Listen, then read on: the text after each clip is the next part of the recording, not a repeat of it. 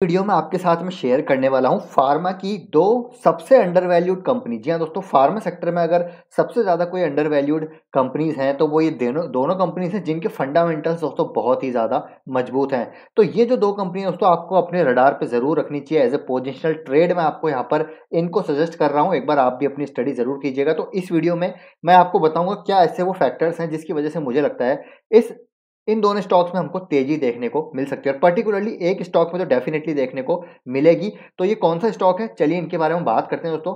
पहला जो स्टॉक है उस पर अगर हम देखें सेल्स ग्रोथ, तो देखिए 1 साल 3 साल 5 साल में डबल डिजिट में सेल्स ग्रोथ हो रही है। प्रॉफिट ग्रोथ की अगर बात करें तो डबल डिजिट में प्रॉफिट ग्रोथ है। रिटर्न रेशोज काफी बेहतरीन है इस कंपनी के, और कंपनी का नाम क्या है दोस्तों? कंपनी का नाम है बजाज हेल्थ केयर। जी हाँ दोस्तों, ये है पहली कंपनी। तो इसके बारे में बात करेंगे, उससे पहले मैं आपको दूसरी कंपनी के भी नंबर्स दिखा देता हूँ।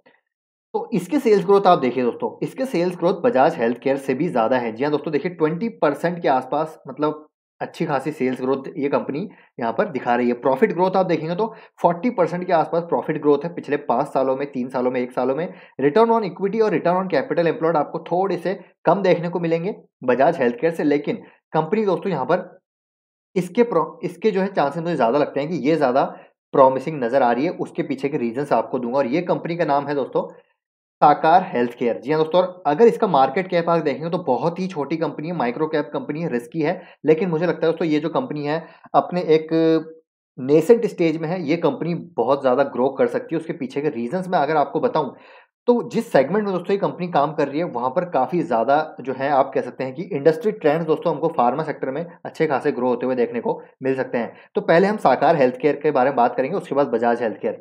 तो देखिए ये जो कंपनी है दोस्तों सीडीएमओ स्पेस में है। जी हाँ दोस्तों, सीडीएमओ यानी कि contract development and manufacturing organisation, जहाँ पर बड़ी एमएनसीज के लिए ये जो है उनके लिए कॉन्ट्रैक्ट करती है। उनके लिए यहाँ पर जो वो अपना बिजनेस को आउटसोर्स करते हैं साकार हेल्थ के लिए, उनके लिए यहाँ पर ये जो उनके प्रोडक्ट्स हैं उनके लिए यहाँ पर कॉन्ट्रैक्ट मैन्युफैक्चरिंग करती है। तो ये दोस्तों एक ज़बरदस्त इंडस्ट्री का, फार्मा इंडस्ट्री का ट्रेंड है जो आगे चल के हमको बहुत बड़ा होता देखने को मिलेगा। ठीक है।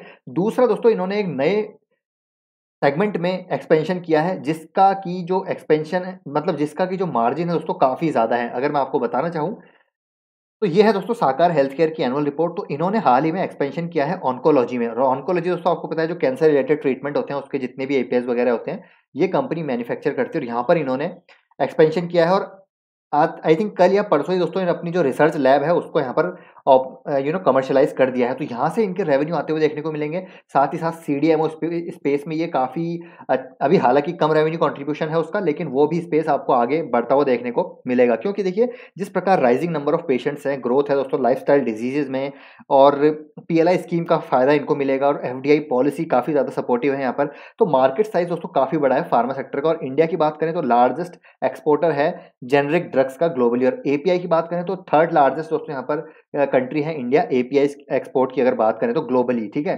तो आप समझ सकते हैं कि फार्मा सेक्टर यहाँ से अराउंड 3 to 4 टाइम्स बड़ा, मतलब ग्रोथ दे सकता है अगले दशक में। तो फार्मा सेक्टर यहाँ से डेफिनेटली ग्रो करेगा। तो ये अभी छोटी कंपनी है, यहाँ से ग्रो होने के चांसेस काफ़ी ज़्यादा हैं। लेकिन हाँ, छोटी कंपनी है तो रिस्क भी है, क्या पता ये अपने आप को स्केल अप ना कर पाए। लेकिन दोस्तों जो इसका ट्रेंड रहा है पास्ट का वो यहाँ पर दर्शाता है कि कंपनी आगे यहाँ पर ग्रो कर सकती है। तो अगर मैं आपको दिखाना चाहूँ, देखिए स्टॉक का पी आप देखेंगे तो इंडस्ट्री के पी से हमको कम नज़र आता है। डेट टू इक्विटी बहुत ही मैनेजेबल डेट है। प्रमोटर होल्डिंग अच्छी खासी है, और रिटर्न 3 साल में देखेंगे तो 31% के हैं। फ्री कैश फ्लोज अभी नेगेटिव है, लेकिन बहुत ही छोटी कंपनी उस हिसाब से अगर आप रिटर्न रेशोज देखें तो बहुत ही ज़बरदस्त नज़र आ रहे हैं। पैग रेशो आप देखिए बहुत ही अंडर वैल्यूड हमको ये कंपनी अभी देखने को मिलती है। मात्र 164 रुपये का इसका शेयर प्राइस है। प्रॉफिट एंड लॉस आप देखेंगे तो जैसा भी मैंने आपको दिखाया यहाँ पर सेल्स ग्रोथ डबल डिजिट में है, प्रॉफिट ग्रोथ डबल डिजिट में है, और ऑपरेटिंग प्रॉफिट मार्जिन भी आप देख लीजिए लगातार देखिए दोस्तों 23% 24% के आसपास प्रॉफिट मार्जिन पे ये कंपनी काम कर रही है। तो ज़बरदस्त प्रॉफिट मार्जिन यहाँ पर मेंटेन कर रही है। अगर हम शेयर होल्डिंग पैटर्न देखें वो यहाँ नहीं दिखेगा, मैं आपको टिकट टेप पे दिखाता हूँ शेयर होल्डिंग पैटर्न। तो देखिए दोस्तों यहाँ पर प्रमोटर्स के पास 67.54 है, लेकिन अप्रैल और जून में साकार हेल्थ में यहाँ पर बड़े फॉरेन निवेशक की एंट्री हुई है दोस्तों। एक बाहर का फॉरेन निवेशक है, उसने यहाँ पर इस कंपनी में एंट्री की है। 8.76% के स्टेक यहाँ पर पिक किए हैं। बाकी रिटेल भी है 23% के आसपास। तो यहाँ पर आप देख सकते हैं। अगर मैं प्रमोटर की बताऊँ तो प्रमोटर्स ने थोड़े से अपने स्टेक कम किया, और जो प्रमोटर्स ने कम किए हैं वो सारा का सारा माल दोस्तों यहाँ पर फॉरेन निवेशकों ने उठाया 8.76%। तो ज़बरदस्त यहाँ पर होल्डिंग उठाई है। तो ये है पहली कंपनी, अभी टेक्निकल चार्ट पे भी दोस्तों आपको मैं बताऊंगा। अब चलते हैं बजाज हेल्थ केयर पे। तो बजाज हेल्थ केयर भी दोस्तों इससे भी ज़्यादा अंडर वैल्यूड है। जी हाँ दोस्तों, और बजाज ग्रुप की कंपनी है सबसे ज़्यादा अंडर वैल्यूड। अगर फार्मा सेक्टर में कोई कंपनी है, एपीआई की अगर बात करें, फिनिश डोसेज फॉर्म यानी एफडीएफ की बात करें, तो यहाँ पर ये कंपनी हमको नज़र आती है।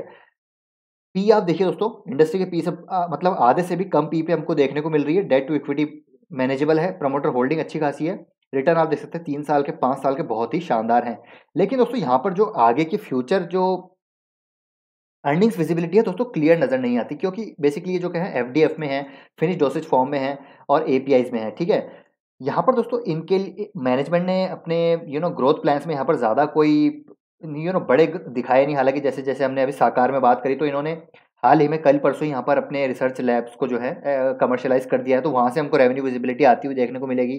लेकिन इन्होंने ज़्यादा यहाँ पर आउटकम जो है फ्यूचर आउटकम्स हैं वो ज़्यादा बताए नहीं। तो एफडीएफ में ये 2 प्रोडक्ट लॉन्च करने वाले हैं, आई थिंक उसका ज़्यादा इंपैक्ट पड़ेगा नहीं। और एपीआई में भी ये 1-2 प्रोडक्ट लॉन्च करने वाले हैं, उसका भी ज़्यादा इंपैक्ट पड़ेगा नहीं। इसीलिए यहाँ पर दोस्तों हमको मेरे को लगता है पर्सनली, मैं पर्सनली यहाँ पर अपने हिसाब से जो स्टडी मेरी है वो बता रहा हूँ, यहाँ पर मुझे लगता है कि तेजी आती हुई देखने को मिलेगी, लेकिन इतनी ज़्यादा ग्रोथ यहाँ पर अभी देखने को नहीं मिलेगी। लेकिन हाँ, साकार में ये चीज़ें जो है साकार होती हुई नज़र आ सकती है कि भैया यहाँ पर तेजी हमको देखने को मिल सकती है साकार हेल्थ केयर में। तो बजाज की अगर बात करें, बाकी फंडामेंटल्स आपको मैंने यहाँ पर बताई दिए। प्रॉफिट ग्रोथ अच्छी है, सेल्स ग्रोथ अच्छी है, प्रॉफिट ग्रोथ अच्छी है, रिटर्न रेशोज बहुत बेहतरीन है, बजाज ग्रुप की कंपनी है, अंडर वैल्यूड है, तो आप इसमें भी दोस्तों बाय करके चल सकते हैं। लेकिन अगर आप बोलेंगे पहले कौन सी कंपनी चुननी है, तो पहले मैं चुनूंगा दोस्तों साकार हेल्थ केयर। हालांकि रिस्की है, लेकिन दोस्तों रिस्क है तो रिवॉर्ड भी है, ये हमको समझना पड़ेगा। और इसका पी आप देखेंगे तो डेफिनेटली अच्छा पी है, क्योंकि यहाँ पर एक्सपेंशन के प्लान्स अच्छे हैं, अर्निंग विजिबिलिटी अच्छी है, इसलिए इसको हाई पी मिल भी रहा है। ठीक है, इसलिए ये रीजन होता है। ऐसा नहीं है कि अगर